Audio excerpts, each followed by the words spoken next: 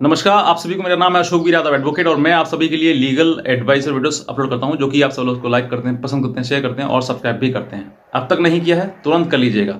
ज़रूरी है कि आप जागरूक बने और सबसे पहली बात मैं कहना चाहूँगा कि अपने वकील आप स्वयं बने। ऐसा नहीं है, ऐसा कानून में भी है कि अगर आप अपना केस स्वयं लड़ना चाहते हैं और आपको जागरूकता है, आपको कानून का ज्ञान है, नॉलेज है, तो आप डेफिनेटली आप अपना केस स्वयं भी लड़ सकते हैं। ये आपको राइट दिया हुआ है कानून ने। तो आज मैं आपको ये बताऊंगा कि अगर जो पत्नी जो है वो मेंटेनेंस का केस कर देती है, क्योंकि ऐसे बहुत सारे केसेस हैं, पत्नी सेक्शन 498 ए, मेंटेनेंस, डीवी, ऐसे कई प्रकार के केसेस जो करते हैं वो कर देती हैं। लेकिन अब जो है वो पत्नियां भी समझ जाएं कि मेंटेनेंस का केस करना ये नहीं है कि आपने मेंटेनेंस केस कर दिया तो पति को मेंटेनेंस देना ही देना है। उसमें ऐसी बहुत सारे कंडीशंस हैं, बहुत सारी चीज़ें हैं और अब तो time to time honourable supreme court और हाई कोर्ट तक के उसमें जजमेंट आ चुके हैं। बहुत सारे ऐसे जजमेंट है जिसमें कि अगर आपकी पत्नी ने किसी प्रकार से कोई होल लूप या कोई कमी उसमें छोड़ दी है तो डेफिनेटली वो केस जो है वो डिसमिस होगा। और ऐसा एक एक जजमेंट नहीं है, बहुत सारे जजमेंट है। मैं आपको अगर कहोगे तो मैं आपको भेज सकता हूँ। लेकिन आज की जो वीडियो है वो एक रियल मतलब जो वाइफ है उस वाइफ ने अपने पति पर ही मेंटेनेंस का केस किया और ये जो घटना है वो हमारे सब्सक्राइबर हैं उनके साथ में हुई थी। तो मैं बताना चाहूँगा आपके लिए थोड़ा एक्सप्लेन करके, क्योंकि ये जो चीज़ें हैं वो समझना बहुत ज़रूरी है। पति को भी समझना है, पत्नी को भी समझना है। अगर समझते हैं तो हो सकता है कि इस लड़ाई झगड़े से वो एक अपना रास्ता बनाएं और अपने जीवन को अच्छा करें, बेहतर करें। क्योंकि केस करने से ये पति को ही मालूम है मिलना कुछ नहीं है, पति को ही मालूम है मिलना कुछ नहीं, सिर्फ और सिर्फ हैरासमेंट के। क्योंकि आप अगर किसी को दुख दोगे तो बदले में आपको दुख ही मिलेगा। ये जीवन का नियम है और इस नियम के तहत ही आपको चलना है। अगर आप किसी के लिए भला बोलोगे तो भला वापस आएगा, अगर बुरा बोलोगे बुरा वापस आएगा। जो आप बोलोगे, जो आप कहोगे, जो आप करोगे वही तुम्हारे वापस तुम्हारे जीवन में आने वाला है। इसलिए मैं कहता हूं कि अगर आपकी दोनों की जीवन में नहीं पट रही है, नहीं बन रही बात को, अलग हो जाओ।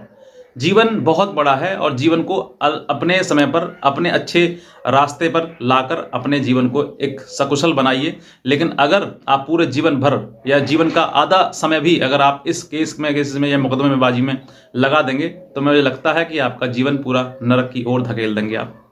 बहरहाल आज मैं बात करता हूं कि सेक्शन 125 सीआरपीसी जो कि मेंटेनेंस पति के ऊपर केस किया जाता है और मोस्टली जो महिलाओं का जो देखा गया है वो हरासमेंट के लिए किया जाता है। क्योंकि मुझे नहीं लगता कि हर जो पत्नी है जो मेंटेनेंस के लिए लायबल है या फिर मेंटेनेंस लेना चाहती है वो अपना खर्चा स्वयं नहीं कर सकती है। ऐसा नहीं हो सकता है। और दूसरी बात, खर्चा करने की जरूरत ही नहीं पड़ेगी उसको। अगर वो पति के साथ रहना चाहती है तो आराम से रह भी सकती है, क्योंकि मेंटेनेंस कर लेने के लिए या सेक्शन 498 उस पर पति के ऊपर लगाने के लिए या डीबी का केस करने के लिए आपने शादी नहीं करी थी, आपने शादी पति के साथ रहने के लिए करी थी। तो आपका राइट ये बनता है कि आप उसके साथ रहें और मेंटेनेंस नहीं, पूरी प्रॉपर्टी के मालिक आप बने। मैं तो ये कहता हूँ आपके लिए। बहरहाल अब बात आते हैं पॉइंट पर, जो मुद्दा है इस वीडियो को बनाने का। सेक्शन 125 सीआरपीसी मेंटेनेंस का केस आगरा कोर्ट में पत्नी के द्वारा किया गया था। पत्नी की शादी, पति पत्नी की जो शादी है, पति पहले से इसमें मैरिड था और मैरिड होने के उपरांत मतलब मैरिज जिस समय शादी हुई थी, एक शादी पहले पति ने कर चुकी थी और उसका जो है वो डाइवोर्स का केस पेंडिंग था, यानी कि डाइवोर्स का केस चल रहा था लेकिन डाइवोर्स नहीं हुआ था। किसका? पति का। तो उसी दौरान जो है वो किसी प्रकार से दोनों रिश्ते बन गए, शादी हो गई। दूसरे मतलब सेकंड मैरिज जो है उसकी पति की हो गई। अब जो है सेकंड मैरिज से भी डिस्प्यूट, किसी प्रकार झगड़ा हो गया, किसी प्रकार से बातें खराब हो गई पता नहीं, क्योंकि ये तो संबंध हैं, संबंध अच्छे और बुरे चलते रहते हैं। जहां आप एक दूसरे के लिए थोड़ा सेक्रीफाई करते हैं, थोड़ा दोनों संबंध बनाते हैं, अच्छे जीवन है आपका व्यतीत करते हैं, तभी जीवन ठीक होता है। वरना दोबारा से जो हो सकता है कि आपके जीवन में पत्नी दोबारा से खराब आ जाए, या फिर पति पत्नी शादी का दूसरी करनी चाहती है तो पति दूसरा बहुत ज़्यादा खराब आ जाए, तो कुछ भी हो सकता है जीवन में। तो इन्होंने शादी दोबारा करी, पति ने शादी दोबारा करी और पति की शादी ये फिर डिस्प्यूट में आ गई, ये फिर झगड़े में आ गई और झगड़े के दौरान जो है दूसरी पत्नी ने मेंटेनेंस का केस कर दिया, सेक्शन 125 सीआरपीसी। अब ये मेंटेनेंस का केस जो कर दिया, फिर उसके बाद उसने डीबी का भी कर दिया, 498A का भी कर दिया। ऐसे कई प्रकार के केस जो है वो पत्नी के द्वारा पति के ऊपर कर दिए गए। अब मेंटेनेंस का जो केस है 125 सीआरपीसी, अब पति को लगता था कि भाई मैं शादीशुदा हूं पहले से, तो किसी एडवोकेट ने उसको एडवाइस करी होगी या खुद अपना ब्रेन उसने लगाया होगा, तो उसने जो सेकंड मैरिज है उसको डिनाई कर दिया, मना कर दिया कि मेरी शादी नहीं हुई है इससे, इसने शादी करी है वो मजबूरन शादी करी है। अब देखिए शादी, अब एक हिंदू मैरिज एक्ट जो कि शादी के लिए सेक्शन 13 जो आपकी जो मैरिज के लिए होनी चाहिए, मतलब क्या क्या कंडीशन है, क्या क्या शर्तें हैं वो होनी चाहिए। तो इसमें से अगर आपके पास पति के पास पहले से जिंदा पत्नी है, मतलब पत्नी जो है वो जिंदा है, शादीशुदा है, पहले से मैरिड है, और अगर वो मैरिड होने के बावजूद दूसरी शादी कर लेता है, तो this is not a valid marriage, ये वैलिड मैरिज नहीं है। अब ये वैलिड मैरिज नहीं है, इसी ग्राउंड पर पति ने जो है उस शादी को डिनाई कर दिया, और जब शादी ही वैलिड नहीं है तो फिर वो पति पत्नी का संबंध आपस में नहीं हुआ, यानी कि जब शादी नहीं हुई तो फिर पति भी नहीं हुआ, और जब पति नहीं हुआ तो सेक्शन 125 सीआरपीसी भी नहीं लगता, क्योंकि ये सेक्शन 125 सीआरपीसी सिर्फ और सिर्फ पति के ऊपर एप्लीकेबल है। तो पति के एप्लीकेबल है, इसीलिए जो है वो पत्नी नहीं मानी गई, तो पत्नी नहीं मानी गई, तो कोर्ट ने जो है, आगरा कोर्ट ने जो है इस केस को डिसमिस कर दिया कि ये शादी ही डिस्प्यूटेड है, यानी कि शादी ही वैलिड नहीं है।